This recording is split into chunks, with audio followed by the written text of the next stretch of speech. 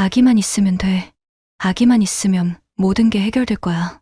11월의 차가운 새벽, 다영은 거울 앞에서 혼잣말을 중얼거리고 있었습니다. 8개월째 이어온 거짓 임신은 이제 더 이상 숨길 수 없는 지경에 이르렀죠. 도연의 가족들은 출산 준비를 서두르고 있었고 병원에서는 분만 예약을 재촉하고 있었습니다. 거울 속 자신의 모습을 바라보는 다영의 손이 떨렸습니다. 진짜 엄마가 될 거야. 창밖으로 보이는 어둠 속에서 미사강변지구의 불빛들이 차갑게 반짝이고 있었습니다. 다영은 임신 체험복을 벗어던지고 헐렁한 검정 원피스를 입었어요. 더 이상 가짜 배는 필요 없었습니다. 오늘이 지나면 그녀에게는 진짜 아기가 있을 테니까요. 다영은 대체 어떻게 진짜 엄마가 되겠다는 것일까요? 사연 시작하기 전에 무료로 할 수 있는 구독과 좋아요 부탁드립니다. 따뜻한 마음으로 잠깐 꾹꾹 눌러주시면 틀림없이 좋은 일이 찾아올 거예요. 6월의 어느 무더운 저녁, 하남시 미사강변지구의 한 카페에서 다영은 찬물을 연거푸 들이켰습니다. 에어컨이 작동하고 있었지만 등줄기를 타고 흐르는 식은땀은 멈출 줄 몰랐죠. 맞은편에 앉은 도연의 입술이 움직이고 있었지만 그녀의 귀에는 아무것도 들어오지 않았습니다. 아니, 정확히는 듣고 싶지 않았어요. 다영아, 우리 그만하자. 그 한마디가 떨어지자 다영의 손에 들린 유리컵이 미세하게 떨렸습니다. 카페 안의 시끄러운 음악 소리도 옆 테이블의 웃음소리도 모두 사라진 듯 했어요. 오직 도연의 차가운 눈빛만이 그녀의 시야를 가득 채웠습니다. 왜? 갑자기 이런 얘기를 하는 거야? 다영의 목소리는 간신히 떨림을 억누르고 있었습니다. 손톱이 손바닥을 파고들 정도로 주먹을 꽉 쥐었지만 도연은 이미 마음을 정한 듯 보였어요. 3년이라는 시간이 한순간에 무너지는 소리가 들리는 것 같았습니다. 갑자기가 아니야. 너도 알잖아.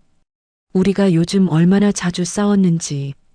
도연이 한숨을 내쉬며 시선을 피했습니다.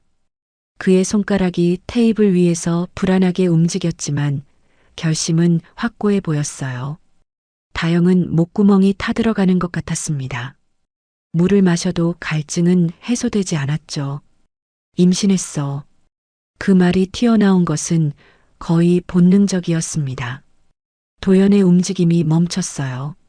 고개를 들어 다영을 바라보는 그의 눈에는 당황과 의심이 교차했습니다. 뭐라고? 임신했다고. 3개월이야. 거짓말은 한 번 시작되자 걷잡을 수 없이 커져갔습니다. 다영은 가방에서 휴대폰을 꺼내 급하게 검색한 임신 테스트기 사진을 보여주었어요. 며칠 전 인터넷에서 저장해둔 사진이었지만 도연은 그것을 알 리 없었죠. 이게 정말이야? 도연의 목소리에 균열이 생겼습니다. 확신에 차 있던 그의 표정이 흔들리기 시작했어요. 다영은 그 틈을 놓치지 않았습니다. 병원에도 갔어. 심장 소리도 들었다고. 눈물이 볼을 타고 흘러내렸습니다. 진짜였어요. 도연을 잃을지도 모른다는 두려움에서 나온 진짜 눈물이었죠. 도연은 당황한 표정으로 다영의 손을 잡았습니다. 미안해. 솔직히 너무 갑작스러워서 놀랐어. 내가 아빠가 된다니. 우리 이제 어떻게 해야 하지? 걱정 마. 내가 꼭 책임질 거야. 헤어지자는 말은 못 들은 걸로 해줘. 정말 미안해. 그런 줄도 모르고 아기와 다영을 끝까지 책임지겠다는 약속을 하고도 한참을 이야기하다가 도연은 일이 있어 먼저 자리를 떴습니다. 다영은 홀로 남아 떨리는 손으로 휴대폰을 들었습니다. SNS 앱을 열고 새 게시물을 작성하기 시작했어요. 소중한 생명이 찾아왔어요. 아직 콩알만 하지만 벌써 사랑스러워요. 업로드 버튼을 누르는 순간 다영은 자신이 돌아올 수 없는 강을 건넜다는 것을 알았습니다. 하지만 멈출 수 없었어요. 도연을 잃는 것보다는 이 거짓말이 나았으니까요. 다음 날부터 다영의 SNS는 가짜 임신 일기로 가득 차기 시작했습니다. 입덧이 심하다는 글, 태동을 느꼈다는 글, 심지어 태명을 별이로 정했다는 글까지. 친구들의 축하 댓글이 달릴 때마다 다영의 가슴은 묵직해졌지만 이미 시작된 연극을 멈출 수는 없었어요. 도연도 서서히 변했습니다. 이별을 통보했던 차가운 남자는 온데간데 없고 예비 아빠의 모습으로 돌아왔죠. 다영의 배를 쓰다듬으며 별아, 아빠야라고. 속삭이는 그를 볼 때마다 다영은 죄책감과 안도감 사이에서 흔들렸습니다. 시간이 흐를수록 거짓말은 정교해졌습니다. 산부인과 진료 영수증을 위조하고 초음파 사진을 인터넷에서 다운받아 저장했어요. 임신 체험복을 입은 위로 두껍고 헐렁한 옷만 겹쳐 입었고 친구들과의 만남도 점점 피하게 되었죠. 그러던 중 오랜 친구인 채연에게서 연락이 왔습니다. 다영아, 오랜만이다. 나도 둘째 가졌어. 지금 6개월이야. 우리 같이 출산 준비하자. 채연은 간호사 출신으로 첫째를 낳은 후 전업주부가 된 친구였습니다. 다영은 채연의 메시지를 보며 복잡한 감정에 휩싸였어요. 부러움과 질투, 그리고 묘한 흥미가 뒤섞인 감정이었죠. 축하해. 나도 만나고 싶었어. 그날 이후 다영은 채연의 SNS를 집착적으로 들여다보기 시작했습니다. 불룩한 배를 쓰다듬는 사진, 아기용품을 준비하는 모습, 남편과 함께 찍은 행복한 일상. 그 모든 것이 다영에게는 자신이 연기하고 있는 가짜 현실의 대본이 되었어요. 그해 10월, 가을바람이 차갑게 불어오던 날이었습니다. 다영의 가짜 임신은 이제 8개월째에 접어들었고 주변 사람들은 곧 태어날 아기를 위한 선물을 준비하고 있었죠.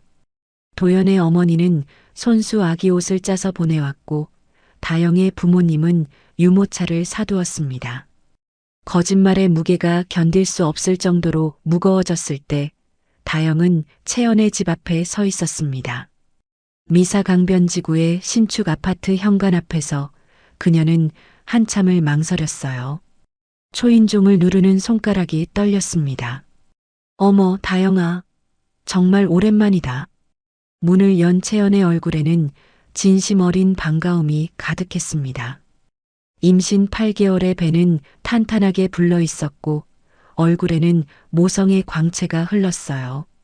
거실로 들어서자 4살배기 딸 소은이가 토끼 인형을 안고 방에서 뛰어나왔습니다.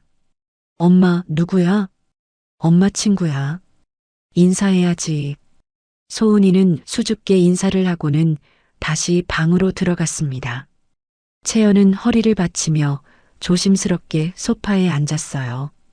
임신하면서 허리가 너무 아파. 너는 어때? 입덧은 좀 나아졌어? 다영은 마른 침을 삼켰습니다. 채연의 순수한 관심이 가슴을 찔렀어요. 응, 많이 나아졌어. 다행이다. 근데 배가 별로 안 나온 것 같은데? 몇 개월이라고 했지? 8개월. 채연의 눈에 의아함이 스쳤습니다. 간호사 출신인 그녀의 눈에는 뭔가 이상한 점이 보였던 것이죠. 하지만 친구를 의심하기보다는 걱정이 앞섰습니다. 혹시 아기가 작은 편이야? 정기검진은 잘 받고 있지? 다영은 급하게 화제를 돌렸습니다. 채연의 배를 가리키며 물었어요. 태동은 자주 느껴? 어휴, 말도 마. 밤에 잠도 못 잘 정도야. 여기 만져볼래? 채연이 다영의 손을 자신의 배 위에 올려놓았습니다. 그 순간 뱃속에서 무언가가 꿈틀거렸어요. 다영의 눈이 크게 떠졌습니다. 생명의 움직임을 직접 느낀 것은 처음이었거든요. 느껴져? 우리 아기가 인사하나 봐. 채연의 얼굴에 번진 미소는 너무나 평화로웠습니다. 다영은 손을 떼지 못한 채 그 움직임에 매료되었어요. 따뜻하고 신비롭고 경이로운 느낌이었습니다. 민수 씨는 요즘 어때? 응? 아, 남편? 요즘 야간 근무가 많아서 힘들어해. 소방관이라 어쩔 수 없지 뭐. 채연이 시계를 보며 말했습니다. 오늘도 8시에 출근이야. 새벽 6시까지니까. 혼자 있기 좀 무서워. 그 순간 다영의 머릿속에서 무언가가 찰칵하고 맞물렸습니다. 채연이 남편의 야간 근무, 혼자 있는 시간, 8개월의 임신, 모든 조각이 하나의 그림을 만들어가고 있었어요. 그럼 가끔 놀러 와도 돼? 나도 혼자 있는 시간이 많거든. 당연하지. 언제든지 와. 임신한 친구가 있으니까 나도 든든해. 채연의 순수한 미소가 다영의 마음속 어둠과 대조를 이루었습니다. 그날 밤 집으로 돌아온 다영은 거울 앞에 섰어요. 평평한 배를 쓰다듬으며 채연의 배에서 느꼈던 태동을 떠올렸습니다. 별아, 너는 정말 있는 거니? 거울 속 자신의 모습이 낯설게 느껴졌습니다. 도연에게 보낸 메시지에는 오늘 태동을 강하게 느꼈어라고 적혀 있었죠. 거짓말은 이제 그녀 자신도 구분할 수 없을 정도로 깊숙이 뿌리내리고 있었습니다. 11월의 차가운 바람이 창문을 두드리던 밤, 다영은 인터넷에서 출산 동영상을 보고 있었습니다. 예정일까지 한 달도 채 남지 않았어요. 도연은 육아휴직을 신청했고 양가 부모님은 산후조리원을 알아보고 있었죠. 휴대폰이 울렸습니다. 도연이었어요. 다영아, 내일 병원 가는 날이지? 같이 갈게. 아, 내일은 좀 일찍 가야 해서 혼자 갈게. 그래도 마지막 달인데. 알았어. 조심해서 다녀와. 전화를 끊고 다영은 깊은 한숨을 내쉬었습니다. 거짓말의 끝이 다가오고 있었어요. 더 이상 피할 수 없는 진실의 순간이 목전에 있었죠. 그녀는 다시 채연의 SNS를 열었습니다. 최근 게시물에는 곧 만나게 될 우리 아가, 엄마가 너무 기다려라는 글과 함께 준비된 아기방 사진이 올라와 있었어요. 다영의 손가락이 키보드 위를 맴돌았습니다. 채연에게 메시지를 보내고 싶었어요. 뭐라고 써야 할지 몰랐지만 무언가를 해야만 할 것 같았죠. 내일 시간 있어? 보고 싶어. 답장은 금세 왔습니다. 그럼 내일 오후 3시 어때? 남편은 내일 오후 근무라 집에 없을 거야.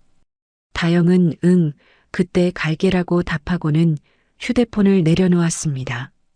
창밖의 어둠이 방 안으로 스며들어오는 것 같았어요. 내일이면 모든 것이 결정될 것입니다. 거짓말의 끝에서 그녀가 선택할 수 있는 길은 많지 않았죠. 진실을 고백하고 모든 것을 잃거나 아니면 다영은 옷장에서 가장 헐렁한 원피스를 꺼내 침대 위에 놓았습니다. 가방 안에는 수건과 비닐봉지 그리고 부엌에서 가져온 과도가 들어 있었어요. 손이 떨렸지만 멈출 수 없었습니다. 새벽 2시 다영은 잠들지 못한 채 천장을 바라보고 있었습니다. 머릿속에서는 채연의 따뜻한 미소와 도연의 기대에 찬 눈빛이 교차했어요. 그리고 내 살배기 소은이의 해맑은 얼굴도 미안해. 정말 미안해. 그러나 그 사과가 누구를 향한 것인지는 다영 자신도 알 수 없었습니다. 어둠 속에서 시계 초침 소리만이 무심하게 시간을 새기고 있었어요. 운명의 날이 밝아오고 있었습니다. 11월 15일 오후 3시 다영은 채연의 아파트 현관문 앞에 서 있었습니다. 초인종을 누르는 손가락이 미세하게 떨렸어요. 문이 열리고 채연의 따뜻한 미소가 그녀를 맞이했죠. 만삭으로 몸이 무거운 데다 다영을 완전히 신뢰하고 안심하고 있던 그녀였기에 다영의 범행은 오래 걸리지 않았습니다. 1시간 후인 오후 4시 같은 현관문이 다시 열렸습니다. 하지만 이번에 나온 것은 완전히 다른 모습의 다영이었어요. 온몸에 피가 묻은 채 작고 붉은 생명체를 품에 안고 있었습니다. 그녀의 눈은 초점을 잃고 허공을 헤매고 있었고 입술은 알아들을 수 없는 말을 중얼거렸어요. 주차장으로 비틀거리며 걸어간 다영은 차 뒷좌석에 아기를 조심스럽게 놓았습니다. 탯줄이 붙어 있는 채였죠. 시동을 걸고 도로로 나선 다영의 머릿속은 텅 비어 있었습니다. 어디로 가야 할지, 무엇을 해야 할지 알 수 없었어요. 그저 본능적으로 엑셀을 밟았습니다. 병원으로 가야 한다는 생각만이 희미하게 떠올랐죠. 강변북로를 달리던 중이었습니다. 속도 위반 단속 카메라의 플래시가 터졌고 곧이어 경찰차가 사이렌을 울리며 따라붙었어요. 다영은 처음에는 멈추지 않았습니다. 뒷좌석에 아기가 울기 시작했고 그녀는 더욱 혼란스러워했죠. 괜찮아, 별아. 엄마가 있어. 결국 갓길에 차를 세운 다영에게 경찰관이 다가왔습니다. 차창을 두드리는 소리에 다영이 고개를 돌렸을 때 경찰관의 표정이 굳어졌어요. 운전자의 목과 손에 묻은 선명한 혈흔이 보였던 것입니다. 저기, 괜찮으십니까? 경찰관이 조심스럽게 물었지만 다영은 대답 대신 뒷좌석을 가리켰습니다. 제 아기가 태어났어요. 경찰관이 차 안을 들여다본 순간 그의 얼굴이 창백해졌습니다. 갓 태어난 것으로 보이는 아기가 수건에 대충 쌓인 채 놓여 있었고 피 묻은 탯줄이 붙어 있는 상태였어요. 무엇보다 차 안에는 의료기구나 출산 준비물이 전혀 없었습니다. 지원 요청합니다. 즉시 구급차가 필요합니다. 무전을 친 경찰관은 다영을 경찰차로 옮기고 동료에게 다영의 차를 운전하게 했습니다. 가장 가까운 대학병원 응급실로 향하는 동안 다영은 계속해서 아기를 달래는 소리를 냈어요. 울지 마, 별아. 아빠한테 가는 거야. 응급실에 도착하자 의료진이 신속하게 움직였습니다. 아기는 즉시 신생아 중환자실로 옮겨졌고 다영은 진료실로 안내되었어요. 숙련된 산부인과 전문의가 다영을 검사하기 시작했습니다. 언제 출산하셨다고요? 방금 2시간 전쯤이요. 하지만 검사 결과는 충격적이었습니다. 다영의 신체에는 출산의 흔적이 전혀 없었어요. 자궁경부는 닫혀 있었고 산도에도 출산으로 인한 손상이 없었죠. 의사는 즉시 보안요원과 경찰을 호출했습니다. 이 환자분은 출산하지 않으셨습니다. 최근뿐만 아니라 출산 경험이 전혀 없으세요. 다영은 여전히 현실을 받아들이지 못했습니다. 진료대에서 일어나려 하며 소리쳤어요. 거짓말이에요. 제가 낳았다고요. 별이는 제 아기예요. 30분 후 형사 2명이 도착했습니다. 그중 한 명인 한지훈 형사는 다영의 상태를 보고 눈살을 찌푸렸어요. 그녀는 여전히 혼잣말을 중얼거리고 있었습니다. 다영 씨, 지금 상황을 설명해 주시겠습니까? 제 아기예요. 8개월 만에 낳았어요. 조금 일찍 나왔지만 건강해요. 지우는 동료와 눈빛을 교환했습니다. 의료진의 보고에 따르면 아기는 만산으로 태어났고 다영의 신체에는 출산의 흔적이 없었어요. 무언가 끔찍한 일이 일어났음이 분명했습니다. 아기를 어디서 낳으셨죠? 집. 아니, 친구 집이었나? 기억이 잘. 다영의 눈동자가 초점을 잃고 흔들렸습니다. 지우는 즉시 다영의 휴대폰을 확인했어요. 마지막 통화 기록은 오후 7시 채연이라는 이름이었습니다. 그로부터 2시간 후 미사 강변지구의 한 아파트에서 끔찍한 현장이 발견되었습니다. 지우는 현관문을 열고 들어서자마자 멈춰 섰어요. 거실 바닥에는 피가 넓게 퍼져 있었고 그 중심에는 채연이 쓰러져 있었습니다. 구급대, 빨리. 하지만 이미 늦었습니다. 채연의 눈은 천장을 향해 멈춰 있었고 배 부분의 상처는 차마 말로 표현할 수 없을 정도였어요. 그녀의 손은 여전히 무언가를 감싸 안으려는 자세를 취하고 있었죠. 마지막 순간까지 아기를 지키려 했던 것입니다. 엄마. 작은 목소리가 들렸습니다.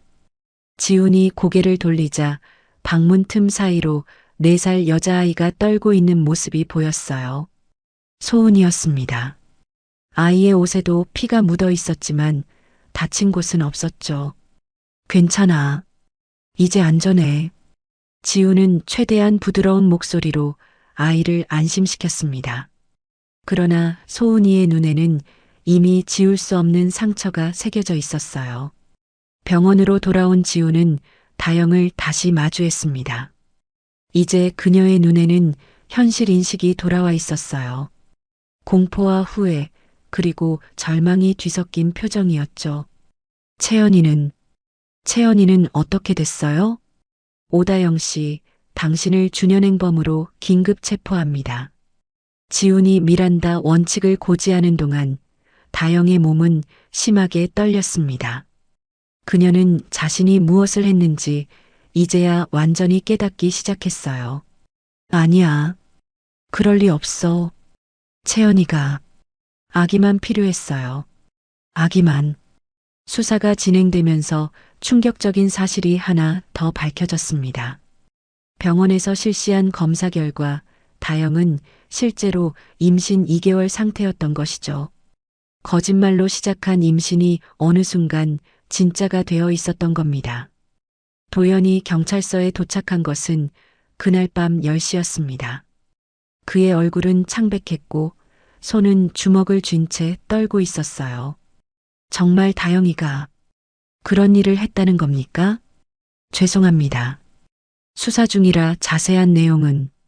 도연은 유리창 너머로 다영을 바라보았습니다. 사랑했던 여인의 모습은 온데간데 없고 낯선 괴물만이 앉아 있는 것 같았어요. 왜 그런 짓을 한 거야? 도연의 절규가 복도에 울려 퍼졌습니다. 다영은 고개를 들어 그를 바라보았어요. 입술이 떨렸지만 아무 말도 나오지 않았죠. 너도 임신했다며. 우리 아기가 있다고 했잖아. 미안해. 근데 정말로 내가 임신했대. 2개월이래. 속여서 미안해. 미안하다고? 내가 죽인 건 사람이야. 채연이도 사람이었어. 도연의 목소리에는 분노와 배신감이 가득했습니다. 그는 손으로 얼굴을 감싸며 무너져 내렸어요. 너랑 그 아이, 평생 기억하고 싶지 않아. 내 인생에서 완전히 지워버릴 거야. 그 말을 끝으로 도연은 경찰서를 떠났습니다. 다영은 그의 뒷모습을 멍하니 바라보다가 의자에서 미끄러져 내렸어요. 이제야 모든 것을 잃었다는 사실이 실감났죠. 11월 20일 새벽 3시 하남시 미사 강변지구의 한 아파트에서 아이의 울음소리가 끊이지 않았습니다. 정민수는 4살 딸 소은이를 품에 안고 거실을 서성였어요. 아이의 작은 몸은 식은 땀으로 흠뻑 젖어 있었고 가느다란 팔은 아빠의 목을 힘껏 감싸고 있었죠. 엄마 어디 갔어? 소은이의 목소리는 울음에 갈라져 있었습니다. 사건이 일어난 지 닷새가 지났지만 아이는 여전히 엄마를 찾고 있었어요. 민수는 딸의 등을 토닥이며 목소리를 가다듬었습니다. 소은아, 아빠가 있잖아. 괜찮아. 하지만 그의 목소리도 떨리고 있었습니다. 소방관으로서 수많은 사고 현장을 목격했던 그였지만 아내를 잃은 충격에서 벗어나지 못하고 있었어요. 더군다나 그날은 자신이 근무를 나간 사이에 일어난 일이었죠. 만약 집에 있었다면, 만약 그날 근무를 바꿨다면 끝없는 자책이 그를 괴롭혔습니다. 아빠, 엄마 언제 와? 소은이가 눈물로 젖은 얼굴을 들어 물었습니다. 그 순수한 눈빛이 민수의 가슴을 찢어 놓았어요. 어떻게 4살 아이에게 엄마가 영원히 돌아오지 않는다고 설명할 수 있을까요? 엄마는 하늘나라에 갔어. 아픈 사람들을 도와주러. 그럼 다 나으면 올 거야? 아이의 희망 섞인 물음에 민수는 대답할 수 없었습니다. 그저 딸을 더 꽉 안아주는 것밖에는요. 창밖으로 보이는 도시의 불빛들이 흐릿하게 번져 보였습니다. 눈물 때문이었죠. 다음 날 아침 박인숙이 집에 도착했습니다. 60대 중반인 그녀의 얼굴은 하룻밤 사이에 10년은 늙은 것 같았어요. 딸을 잃은 어미의 슬픔이 깊은 주름살 사이사이에 새겨져 있었습니다. 소은아, 할머니 왔어. 인숙은 억지로 미소를 지으며 손녀를 안았습니다. 소은이는 할머니 품에 안겨서도 계속 주위를 두리번거렸어요. 엄마를 찾는 것이었죠. 민수야, 당신도 좀 쉬어. 내가 소은이 볼게. 아니에요, 어머님. 괜찮습니다. 민수의 목소리는 쉰 듯 했습니다. 며칠 동안 제대로 잠을 자지 못한 탓이었어요. 그는 주방으로 가서 커피를 내렸습니다. 채연이 즐겨 쓰던 머그컵이 눈에 들어왔어요. 세상에서 가장 사랑하는 남편에게라고 적힌 컵이었죠. 민수의 손이 멈췄습니다.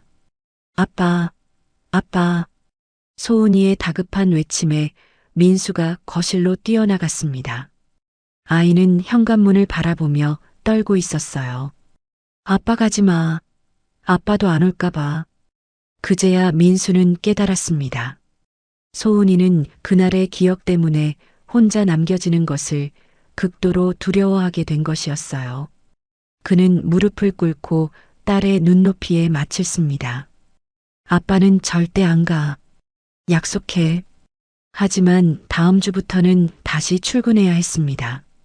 생활비도 필요했고 무엇보다 소은이를 위해서라도 일상을 되찾아야 했으니까요. 민수는 막막함에 눈을 감았습니다. 그날 오후 한지훈 형사가 찾아왔습니다. 수사 관련 확인 사항이 있다고 했지만 그의 눈빛에는 공적인 의무 이상의 무언가가 담겨 있었어요. 정민수 씨, 괜찮으십니까? 네. 아니, 솔직히 모르겠습니다. 민수의 대답에 지우는 고개를 끄덕였습니다. 그는 가방에서 명함을 꺼냈어요. 제가 아는 아동 심리 전문가입니다. 소은이가 도움이 필요할 것 같아서요. 지훈의 배려에 민수는 처음으로 눈시울이 뜨거워졌습니다. 사건 이후 처음 느끼는 따뜻함이었어요. 감사합니다. 정말 감사합니다. 일주일 후 소은이는 심리치료를 시작했습니다. 놀이치료실에서 아이는 인형들을 가지고 놀았어요. 그런데 유독 엄마 인형만은 만지지 않았습니다. 치료사가 조심스럽게 물었죠. 소은아, 엄마 인형은 왜 안 가지고 놀아? 엄마는 아파요. 빨간 물이 나왔어요. 그 말에 민수는 복도로 나가 벽에 기댔습니다. 4살 아이가 목격한 것이 무엇인지, 그 트라우마가 얼마나 깊은지 실감하는 순간이었어요. 집으로 돌아가는 길, 소은이가 갑자기 말했습니다. 아빠, 나 엄마한테 미안해. 왜 미안해? 내가 방에 숨어 있어서 엄마 도와주지 못했어. 민수는 차를 길가에 세웠습니다. 백미러로 보이는 딸의 얼굴에는 4살 아이가 가져서는 안 될 죄책감이 어려 있었어요. 그는 뒤로 돌아 딸의 작은 손을 잡았습니다. 소은아, 너는 아무 잘못 없어. 엄마가 너를 지켜준 거야. 엄마는 소은이가 안전해서 정말 기뻐할 거야. 인숙은 매일 딸의 집에 와서 손녀를 돌보았습니다. 그녀에게는 이것이 딸을 잃은 슬픔을 견디는 유일한 방법이었어요. 채연이 입던 앞치마를 두르고 채연이 만들던 요리를 하면서 딸의 흔적을 붙잡으려 했죠. 할머니, 이거 엄마 냄새나. 소은이가 엄마의 카디건을 안고 말했습니다. 인숙은 돌아서서 눈물을 닦았어요. 그래, 엄마 냄새지. 우리 소은이 엄마 보고 싶구나. 응, 많이 보고 싶어. 할머니와 손녀는 서로를 꼭 안았습니다. 같은 상실을 품은 두 사람이 서로에게 기대어 슬픔을 나누는 순간이었어요. 한편 언론의 관심은 쉽게 사그라들지 않았습니다. 임신부 살해 사건이라는 제목으로 연일 뉴스에 오르내렸고 심지어 아파트 앞에서 대기하는 기자들도 있었어요. 민수는 소은이를 데리고 외출할 때마다 모자와 마스크로 얼굴을 가려야 했습니다. 저희는 그저 조용히 애도하고 싶습니다. 제발 가족을 내버려 두세요. 민수가 간곡히 부탁했지만 호기심 어린 시선들은 계속되었습니다. 유치원에서도 다른 학부모들의 수군거림이 들렸어요. 그 집 아이래. 불쌍하긴 한데 우리 아이한테 안 좋은 영향을 줄까봐 걱정이야. 이런 시선들이 더욱 가족을 고립시켰습니다. 소은이는 유치원에 가기를 거부하기 시작했고 민수는 휴직을 진지하게 고민해야 했어요. 12월에 차가운 바람이 불던 날 민수는 채연의 유품을 정리하기 시작했습니다. 미루고 미뤘던 일이었지만 더 이상 피할 수 없었어요. 옷장을 열자 채연의 향수 냄새가 희미하게 퍼졌습니다. 서랍 속에서 일기장을 발견했습니다. 임신 일기였어요. 마지막 장에는 이런 글이 적혀 있었습니다. 우리 둘째야, 엄마가 너무 기다려. 소은이한테 좋은 동생이 되어줄 거지? 엄마는 너희 둘을 세상에서 가장 사랑해. 영원히. 민수는 일기장을 가슴에 안고 흐느꼈습니다. 채연이 얼마나 둘째를 기다렸는지, 얼마나 행복했는지가 글자 하나하나에 배어 있었어요. 그 행복을 송두리째 빼앗아간 사람에 대한 분노가 치밀어 올랐지만 동시에 그 분노조차 사치처럼 느껴졌습니다. 지금 그에게 가장 중요한 것은 소은이를 지키는 일이었으니까요. 아빠, 문 밖에서 소은이의 목소리가 들렸습니다. 민수는 급히 눈물을 닦고 문을 열었어요. 왜 안 자고 있어? 무서워서. 같이 자면 안 돼? 민수는 딸을 안아들었습니다. 작고 따뜻한 체온이 전해졌어요. 이 아이만은 지켜야 한다는 생각이 더욱 확고해졌습니다. 그래, 같이 자자. 침대에 누운 소은이가 말했습니다. 아빠, 엄마는 정말 하늘에 있어? 응, 하늘에서 소은이를 지켜보고 있어. 그럼 비행기 타면 만날 수 있어? 순진한 질문에 민수는 딸을 더 꼭 안았습니다. 엄마는 더 높은 곳에 있어. 하지만 항상 소은이 곁에 있을 거야. 바람이 불 때, 햇살이 따뜻할 때 엄마가 소은이를 안아주는 거야. 소은이는 고개를 끄덕이며 눈을 감았습니다. 민수는 딸이 잠들 때까지 등을 토닥여 주었어요. 창밖으로 첫눈이 내리기 시작했습니다. 채연이 그토록 좋아했던 첫눈이었죠. 이것이 그들 가족의 첫 번째 겨울이었습니다. 엄마 없는, 아내 없는 겨울. 하지만 서로가 있기에 견딜 수 있는 겨울이기도 했어요. 이듬해 3월 서울중앙지방법원 301호 법정은 숨죽인 정적으로 가득했습니다. 다영은 수의를 입은 채 피고인석에 앉아 있었어요. 임신 6개월이 된 배가 불러 있었지만 그녀의 얼굴에는 생기가 없었습니다. 증인석에 선 정민수의 목소리는 떨리고 있었어요. 아내는 마지막 순간까지 4살 딸아이를 보호하려 했습니다. 피해자가 쓰러진 위치와 자세를 보면 끝까지 아이에게 다가가지 못하도록 막으려 했던 것 같습니다. 민수는 잠시 말을 멈추고 숨을 고른 뒤 계속했습니다. 딸아이는 지금도 엄마를 찾습니다. 밤마다 악몽에 시달리고 치료를 받고 있지만 언제 나아질지. 그의 증언을 듣는 동안 다영의 눈에서는 눈물이 흘러내렸습니다. 처음으로 자신이 파괴한 것이 무엇인지 선명하게 보이기 시작했어요. 한 가정의 행복, 아이의 순수함, 그리고 소중한 생명들. 검사의 구형이 이어졌습니다. 피고인은 계획적으로 만삭의 임산부를 살해하고 태아를 탈취했습니다. 그 잔혹성과 비인간성은 상상을 초월합니다. 무기징역을 구형합니다. 변호인의 변론도 있었지만 다영은 거의 듣지 못했습니다. 그녀의 머릿속에는 채연의 마지막 모습만이 맴돌고 있었어요. 끝까지 아기를 지키려 했던 그 모습이. 피고인은 일어서 주십시오. 재판장의 엄숙한 목소리가 법정에 울렸습니다. 다영은 비틀거리며 일어섰어요. 피고인을 무기징역에 처합니다. 피고인의 범행은 인간으로서 도저히 이해할 수 없는 극악무도한 것으로 선고문을 읽는 목소리가 멀리서 들리는 것 같았습니다. 다영은 배를 감싸 안았어요. 뱃속에서 아기가 발로 차는 것이 느껴졌죠. 생명의 신비로운 움직임. 채연이 그토록 소중히 여겼던 그것을. 아기는, 제 아기는 어떻게 되나요? 다영의 물음에 재판장이 답했습니다. 교정시설 내 모자 수용실에서 출산 후 일정 기간 양육이 가능합니다. 이후에는 보호시설로 인계됩니다. 법정을 나서는 다영의 뒤에서 정민수의 시선이 따라왔습니다. 증오도 분노도 아닌 깊은 슬픔이 담긴 눈빛이었어요. 그 순간 다영은 깨달았습니다. 자신이 빼앗은 것은 단순히 한 사람의 생명이 아니라 수많은 사람들의 사랑과 행복이었다는 것을. 서울구치소로 이송되는 호송차 안에서 다영은 창밖을 바라보았습니다.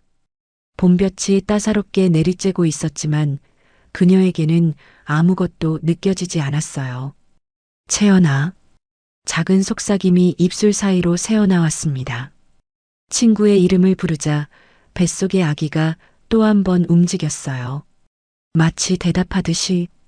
교도소의 철문이 닫히는 순간 다영은 이제부터 시작될 진짜 형벌이 무엇인지 어렴풋이 느꼈습니다. 법의 심판보다 더 무거운 것. 평생 짊어지고 가야 할 죄책감과 후회. 그리고 곧 태어날 아기에게 물려줄 수밖에 없는 죄인의 낙인. 의무실에서 받은 초음파 검사 결과를 보며 다영은 처음으로 뱃속 생명의 존재를 실감했습니다. 화면 속 작은 심장이 힘차게 뛰고 있었어요. 건강한 여자아이예요.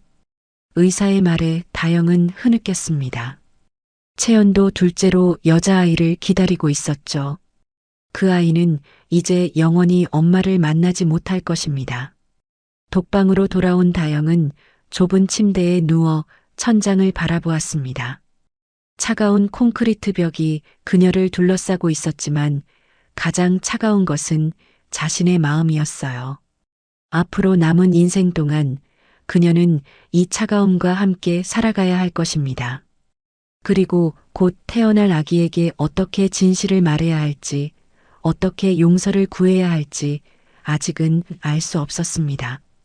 9월의 어느 새벽, 서울구치소 모자 수용실에서 아기 울음소리가 들렸습니다.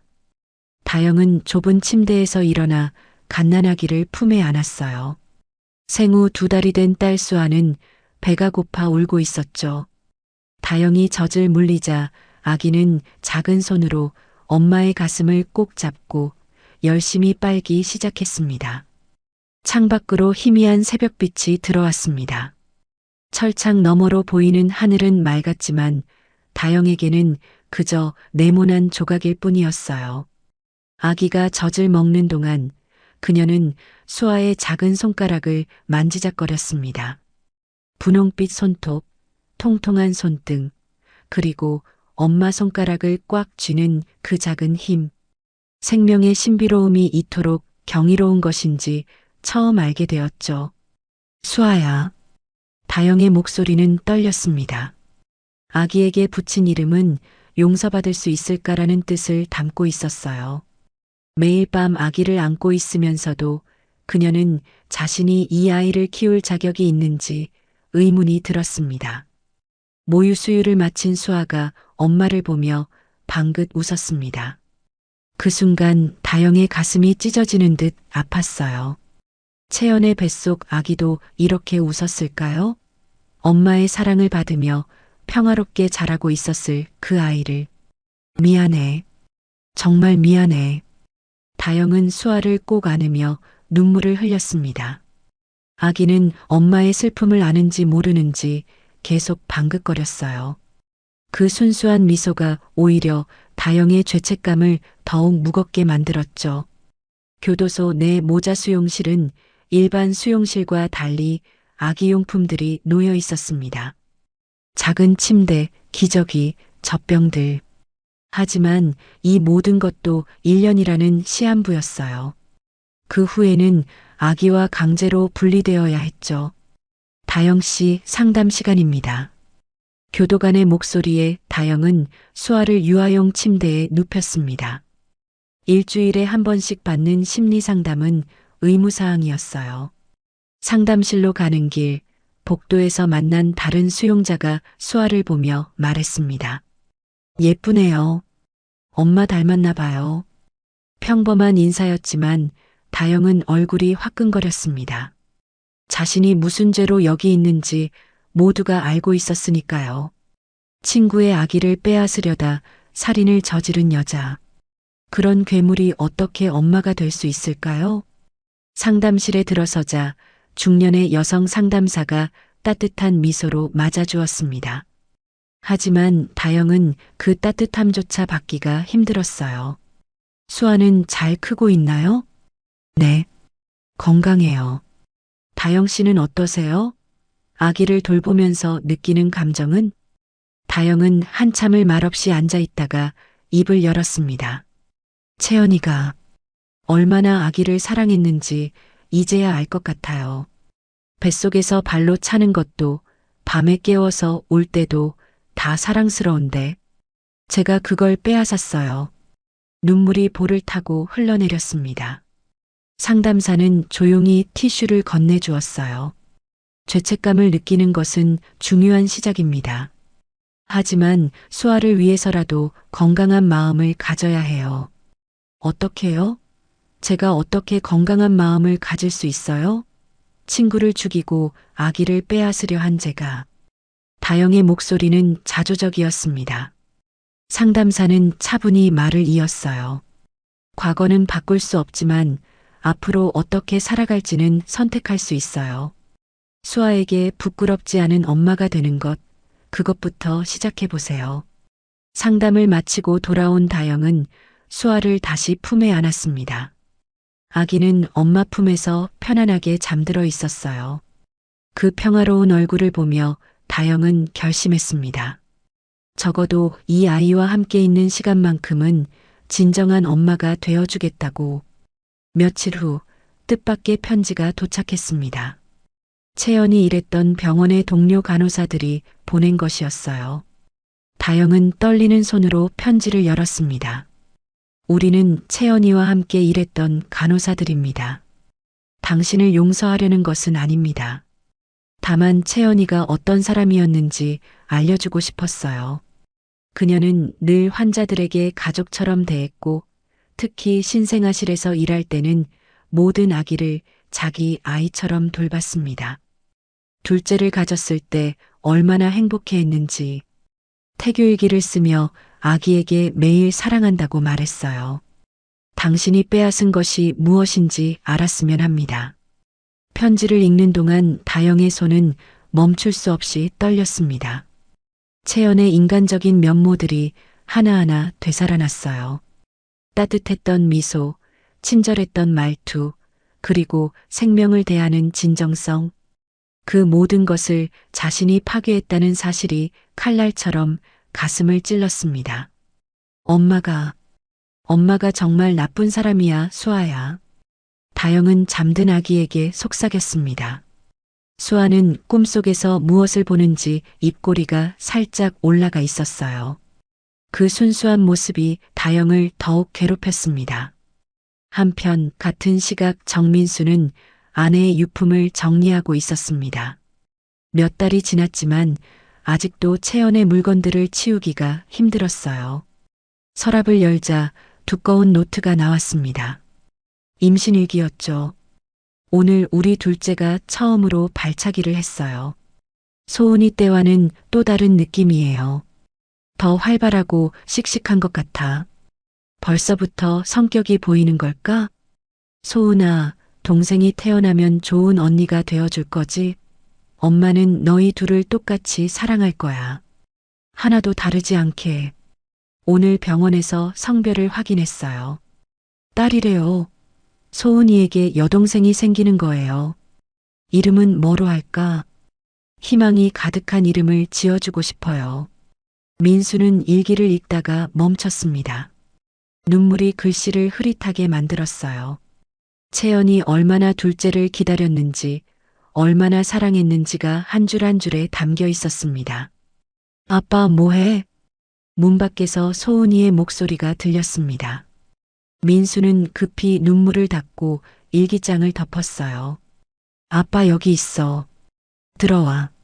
소은이가 방으로 들어와 아빠 곁에 앉았습니다. 그리고는 책상 위에 일기장을 가리켰어요. 이거 엄마 거야? 응, 엄마가 쓴 일기야. 나도 봐도 돼? 민수는 잠시 고민하다가 고개를 끄덕였습니다. 아직 글을 읽지 못하는 소은이었지만 엄마의 흔적을 느끼고 싶어 하는 것 같았어요. 여기 봐. 엄마가 소은이 이름을 썼네. 민수가 자신의 이름이 적힌 부분을 가리키자 소은이의 눈이 반짝였습니다. 정말? 엄마가 내 이름 썼어? 그럼. 엄마는 소은이를 정말 정말 사랑했거든. 소은이는 일기장을 조심스럽게 만졌습니다. 마치 엄마의 손길을 느끼려는 것처럼요. 그날 밤 민수는 소은이가 잠든 후 심리치료사에게 받은 조언을 떠올렸습니다. 아이에게 엄마의 사랑을 계속 전달해 주세요. 부재가 아닌 존재로 기억하게 해주세요. 그는 채연의 휴대폰에서 음성 메시지들을 찾아냈습니다. 출근길에 남긴 메시지, 소은이에게 들려주려고 녹음한 동화, 그리고 뱃속 아기에게 부른 자장가까지. 이 모든 것을 소은이가 들을 수 있도록 정리하기 시작했어요. 이듬해 봄 다영이 가장 두려워하던 날이 찾아왔습니다. 수아와 이별해야 하는 날이었어요. 규정상 아기는 보육원으로 보내져야 했습니다. 1시간 남았습니다. 교도관의 통보에 다영은 수아를 꽉 안았습니다. 1년 동안 매일 품에 안고 젖을 먹이며 키운 아이. 이제 막 걸음마를 시작한 아이를 떠나보내야 한다는 사실이 믿기지 않았어요. 수아야, 엄마가 정말 미안해. 다영의 눈물이 수아의 볼에 떨어졌습니다. 아기는 엄마가 우는 것을 보고 따라 울기 시작했어요. 그 울음소리가 다영의 심장을 찢어 놓았습니다. 안 돼. 제발.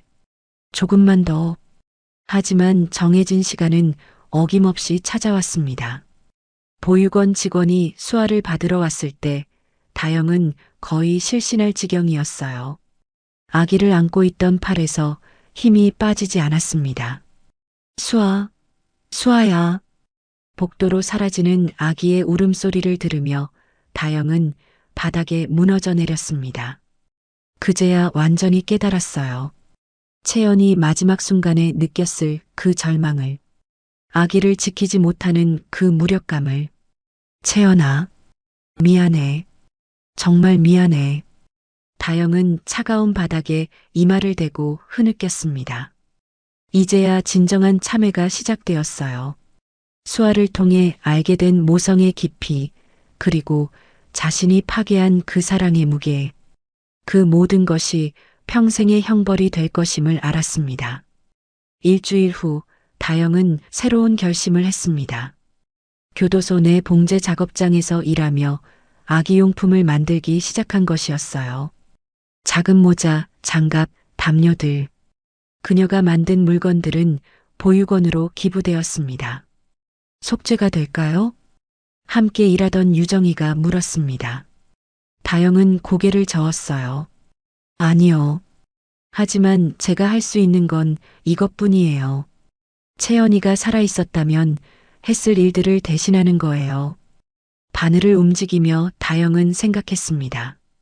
언젠가 수아가 크면 엄마가 왜 이런 죄를 지었는지 물을 것입니다. 그때까지 그녀는 조금이라도 나은 사람이 되어 있어야 했어요. 용서받을 수는 없겠지만 적어도 수아에게 외면받지 않는 엄마가 되기 위해서라도. 이듬해 5월의 따사로운 봄날, 하남시의 한 유치원 강당은 학부모들의 기대 섞인 웃음소리로 가득했습니다. 재롱잔치가 한창이었죠. 무대 위에서 아이들이 차례로 나와 노래를 부르고 춤을 추는 동안 정민수는 맨 앞줄에 앉아 카메라를 들고 있었어요. 그의 얼굴에는 3년 전과는 다른 잔잔한 미소가 번져 있었습니다. 다음은 해바라기 반 정소은 어린이의 발표가 있겠습니다. 사회자의 말에 민수의 심장이 빠르게 뛰기 시작했어요. 무대 뒤에서 노란색 원피스를 입은 소은이가 걸어 나왔습니다. 7살이 된 소은이는 더 이상 그날의 상처에 갇혀 있는 아이가 아니었어요. 밝고 당당한 모습으로 마이크 앞에 섰죠. 안녕하세요. 저는 정소은입니다. 오늘은 제가 가장 사랑하는 사람에 대해 이야기하려고 해요. 민수는 숨을 멈췄습니다. 소은이가 엄마 이야기를 꺼낼 줄은 예상하지 못했거든요. 옆에 앉은 박인숙도 손수건을 꺼내 들었습니다. 우리 엄마는 하늘나라에서 천사가 되어 아픈 사람들을 돌봐주고 있어요. 엄마는 간호사였거든요. 아빠가 그랬어요. 엄마는 모든 환자를 가족처럼 사랑했다고요. 소은이의 맑은 목소리가 강당에 울려 퍼졌습니다. 민수의 눈가가 뜨거워졌어요. 엄마를 직접 만날 수는 없지만 저는 엄마를 느낄 수 있어요. 따뜻한 햇살이 제 얼굴을 비출 때, 바람이 제 머리를 쓰다듬을 때, 그게 다 엄마의 사랑이에요. 그래서 저는 슬프지 않아요. 엄마가 항상 저를 지켜보고 있으니까요. 강당이 조용해졌습니다. 많은 부모들이 눈시울을 붉히고 있었어요. 소은이는 환하게 웃으며 인사를 하고 무대를 내려왔습니다. 아빠, 저 잘했죠? 민수는 딸을 꼭 안아주었습니다. 목소리가 떨려서 제대로 대답할 수 없었어요. 인숙이 손녀의 머리를 쓰다듬으며 말했죠. 우리 소은이가 제일 잘했어. 엄마도 분명 기뻐하실 거야. 재롱잔치가 끝난 후 민수는 가족과 함께 채연의 묘지를 찾았습니다. 소은이는 직접 그린 그림을 묘비 앞에 놓았어요. 엄마와 자신, 그리고 아빠가 손을 잡고 있는 그림이었죠.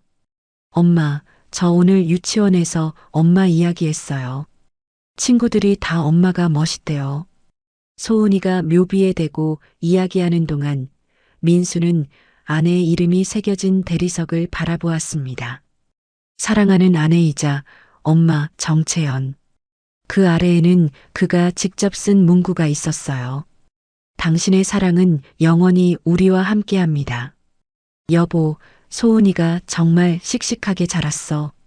당신이 보면 얼마나 자랑스러워할까.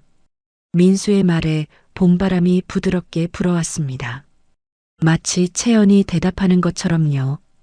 그 후 민수는 아내를 기리는 특별한 일을 시작했습니다. 정채연 간호사 기념 장학재단을 설립한 것이었어요. 매년 간호학과 학생들에게 장학금을 지원하고 신생아 집중치료실에 필요한 장비를 기부했죠. 채연이 생전에 가장 사랑했던 일을 이어가는 방법이었습니다. 이번에 장학금을 받은 학생이 감사 편지를 보냈어요. 재단 사무실에서 직원이 건넨 편지를 읽으며 민수는 미소 지었습니다. 편지에는 이런 내용이 적혀 있었어요. 정채연 간호사님의 이야기를 듣고 저도 생명을 돌보는 간호사가 되기로 결심했습니다. 장학금 덕분에 학업에 전념할 수 있게 되었어요. 꼭 훌륭한 간호사가 되어 채연 간호사님의 정신을 이어가겠습니다. 민수는 편지를 조심스럽게 접어 서랍에 넣었습니다. 채연의 사진 옆에는 이런 편지들이 수북이 쌓여 있었어요. 아내의 삶이 다른 사람들에게 영감을 주고 있다는 사실이 그에게는 큰 위로가 되었죠. 한편 서울여자교도소의 작업장에서는 다영이 묵묵히 바느질을 하고 있었습니다. 3년의 시간 동안 그녀는 하루도 빠짐없이 아기용품을 만들었어요. 오늘 완성한 것은 분홍색 토끼 인형이었습니다. 정성스럽게 눈을 수놓으며 다영은 수아를 떠올렸어요. 벌써 4살이 되었을 딸의 모습을. 다영 씨, 정말 솜씨가 늘었네요.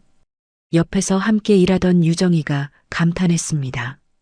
다영은 쓸쓸하게 웃었어요. 이것밖에 할 수 있는 게 없으니까요. 수아가 이런 인형을 좋아할까요? 분명 좋아할 거예요. 엄마가 만든 거니까. 하지만 다영은 고개를 저었습니다. 자신이 만든 인형들은 모두 익명으로 기부되고 있었어요. 수아에게 엄마가 살인자라는 사실을 알리고 싶지 않았거든요. 그날 오후 다영은 교도소 상담실에서 다른 수용자들을 위한 집단 상담을 진행했습니다. 3년 전부터 시작한 일이었어요. 자신의 경험을 나누며 다른 이들의 회복을 돕는 것이 그녀가 찾은 작은 속죄의 방법이었죠. 저도 처음엔 제가 왜 이런 일을 했는지 이해할 수 없었어요. 하지만 시간이 지나면서 깨달았죠. 제 안의 욕망과 집착이 얼마나 무서운 것인지를. 다영의 목소리는 차분했습니다. 상담에 참여한 수용자들이 고개를 끄덕였어요. 중요한 건 과거를 바꿀 수 없다는 거예요. 하지만 우리가 어떤 사람이 될지는 선택할 수 있어요.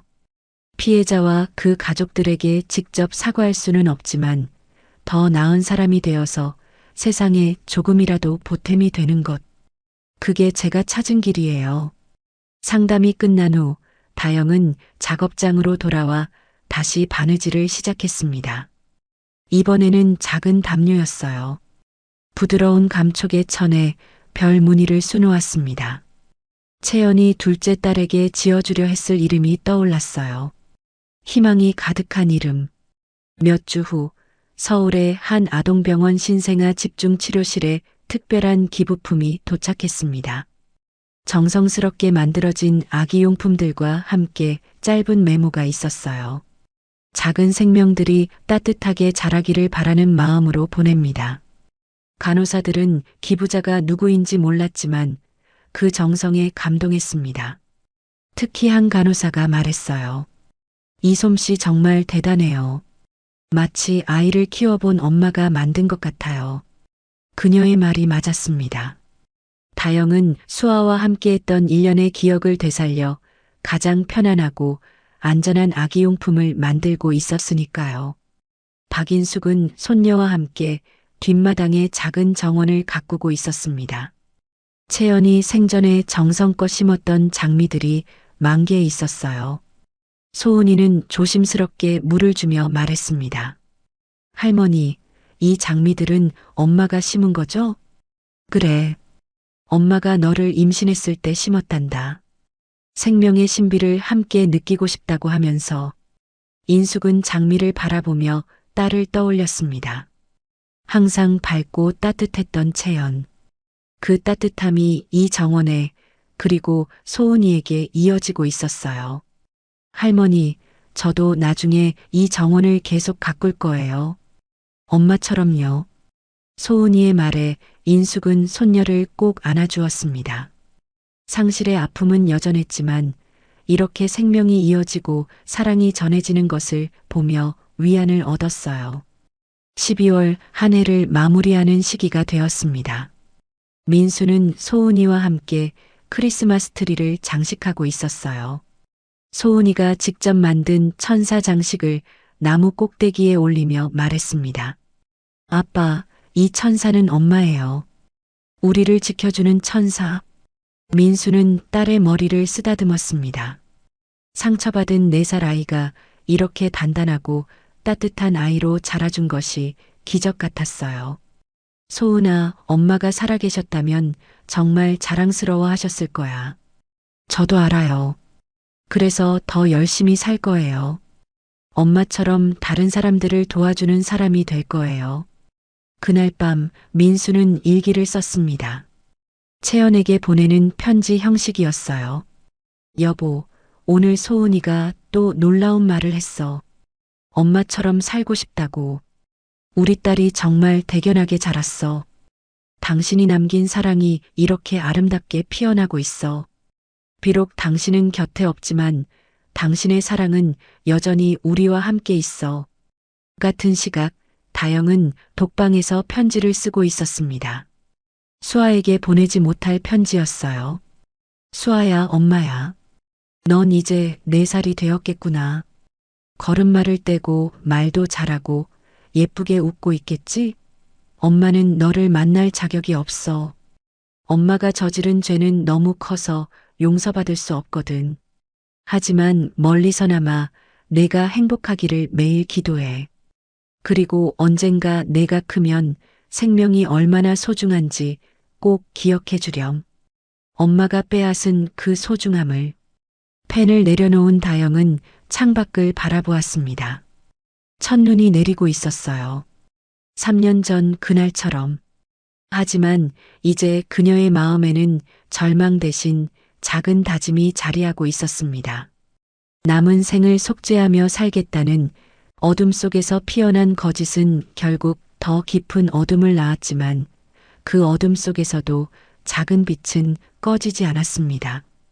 채연이 남긴 사랑은 소은이를 통해, 정민수를 통해, 그리고 장학재단을 통해 계속 살아 숨쉬고 있었어요. 다영은 평생을 감옥에서 보내며 속죄하겠지만 그녀가 진정으로 깨달은 것은 용서받을 수 없는 죄도 있다는 것이었죠. 그리고 어딘가에서 자라고 있을 수아가 언젠가 진실을 알게 되더라도 생명의 소중함만은 잊지 않기를 바라는 것이 그녀의 유일한 소망이었습니다.